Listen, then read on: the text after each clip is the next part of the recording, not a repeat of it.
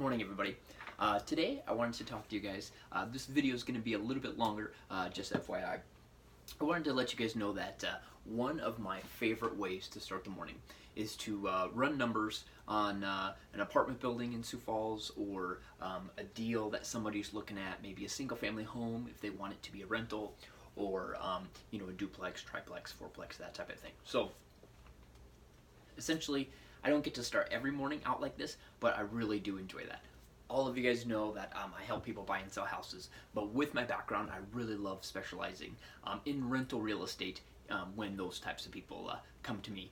And then even when I'm out showing houses, I usually try to start my day dipping into the rental real estate side of things. So I was just going to go over a brief budget, and this is not going to be for like a 12-plex or a 60-unit apartment building. Those are far too complex. I don't have that much on here for that. But I wanted to kind of go over how I analyze a property on the smaller scale. Just kind of a couple brief highlights.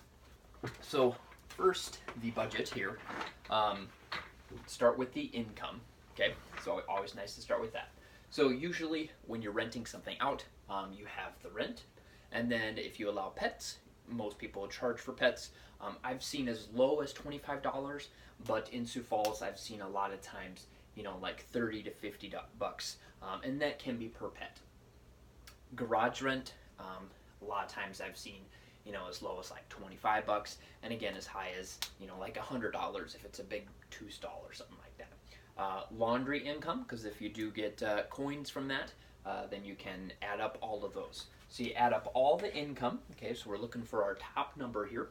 You would subtract vacancy. So even if it's fully occupied, it's a good idea to budget vacancy. Even if you say, hey, it's been full the last 5 years, no one's ever moved out. Essentially, if you're going to go try to get financing on this, a bank would still plug in a vacancy rate. So you can't just have zero vacancy. I mean, that's our ideal world, right?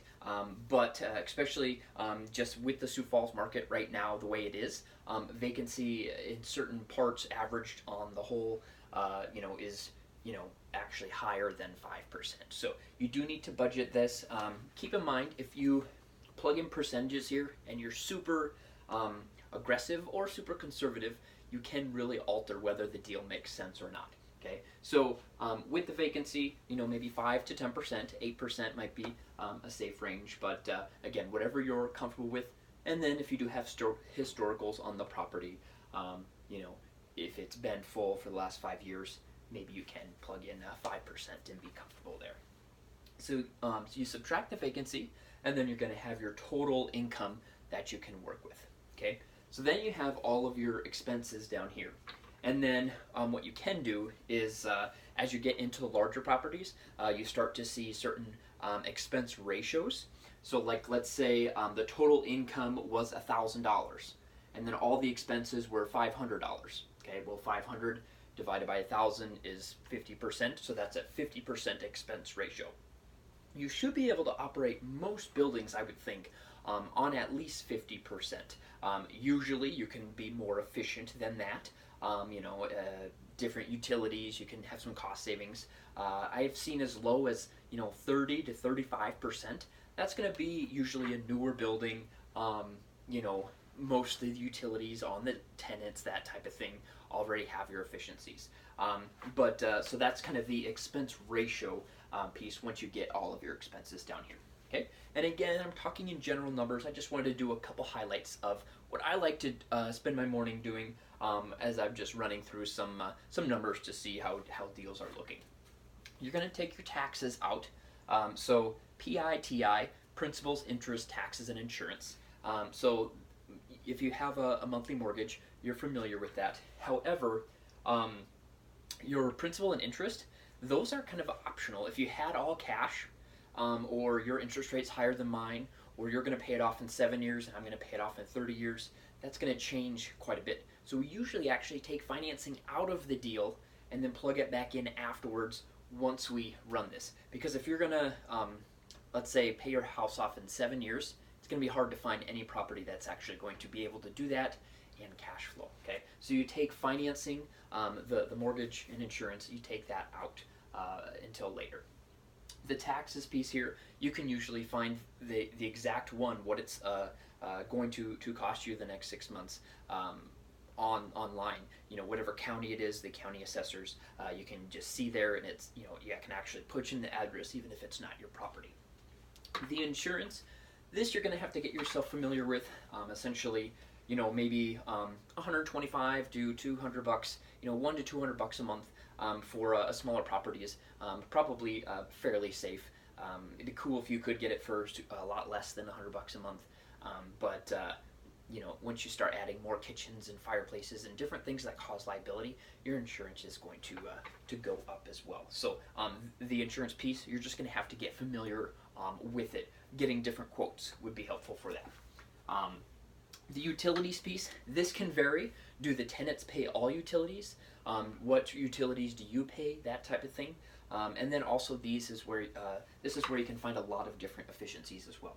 So we have water, sewer. That's usually all one bill.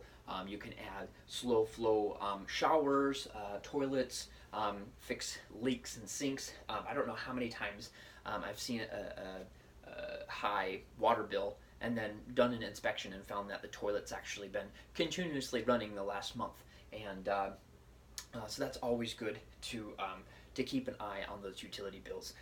That quick glance of your utility bills and comparing it with the average can actually be a really, really good money saver.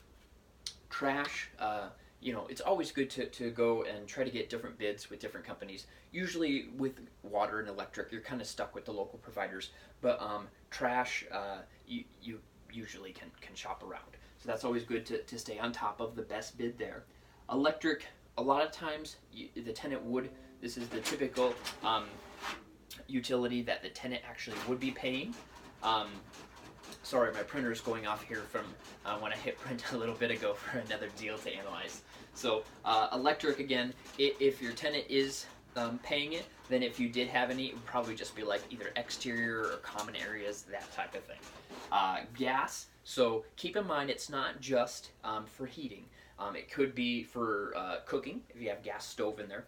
A lot of older properties have that. Or also for heating. If you have a gas water heater, then you may have a gas bill, again, unless this is split and pushed back to the tenants. Lawn and snow, we definitely have a snow here. You will have a snow bill. It's great if it's a single family house and the tenants can be paying for that. But if not, hopefully you can get a pretty good idea of what it's going to cost you. You know, is it like $100 a month, $200 a month? I think on my apartment building in Sioux Falls here in February, it was $700. I think for snow removal. So it can get really expensive, especially when you have a lot of snow. So it's always good to kind of factor those in. Obviously, $700 would hopefully never be for a single family rental or a duplex or something like that. Okay, so you have all your utilities, you take that out. Then you have maintenance. And this can be a little tricky too because it's going to vary. You might not fix anything for 6 months and then you might fix a really big thing. It's going to vary, and the really big things are actually capital expenditures. Those are pushed down towards the later portions. Okay, so maintenance, a lot of times people like to plug in 5 to 10% here. You know, if they fix it themselves and don't pay themselves, okay, maybe it's like 3 to 5% or something. Usually if you're hiring this out, especially if you're getting you know, the skilled labor, if it's an older building, it's going to need a lot of fixes more often, you know, then you might want to plug in closer to the 10%. Again, if you have a high vacancy and your utilities aren't super efficient, and then you're also plugging in a high maintenance. And later when we get to CapEx, keep in mind you can really kill the deal if you're too crazy on these numbers. So a lot of this just takes practice, kind of seeing what are actuals and then what works in your market. Okay, so then after you take out, you have all your income, you take out all your expenses, and then you have your net. Okay, keep in mind I have not mentioned CapEx or the financing yet. So you have your net cash, and this is not necessarily your cash flow yet. It's your net operating income. Now, on the larger properties, this is where you get into your cap rate, getting into your value, that type of thing. Properties 4 units and below typically not valued that way, and are usually, you just take the NOI and then you subtract your financing, and then that's your cash flow. Okay, so I already mentioned the expense ratio. So the PI.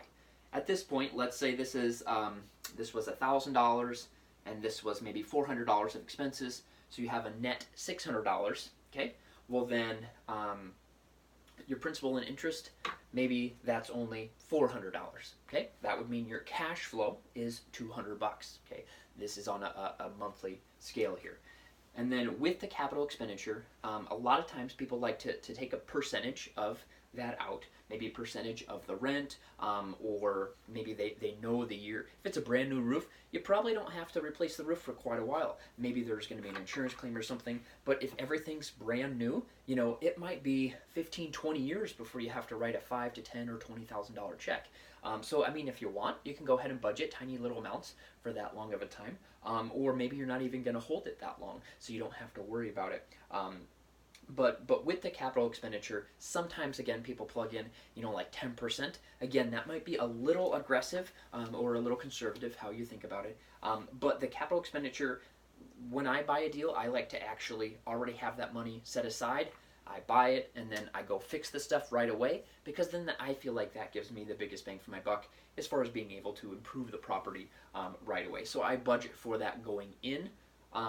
Budgeting for capital expenditures based off the cash flow can be a little dangerous if you don't, because then if something big happens right when you own it and you don't have enough cash flow at that point, then you can be kind of in a tight spot. Again, personal finance is really big on this. You do want to have your personal finances in order, have reserves, but this is my bread and butter. This is my jam. I love this stuff. So if you guys want to talk more about this, obviously I could talk about it all day, spending my morning talking to you guys here about it. I would love to chat more about how you analyze property. Maybe we can help each other out as far as like, oh yeah, I haven't thought of that, or oh, did you take a look at this property, that type of thing. So I would love to chat with you guys about this more, and happy day to you. Everyone have a great day, and we'll see you next time.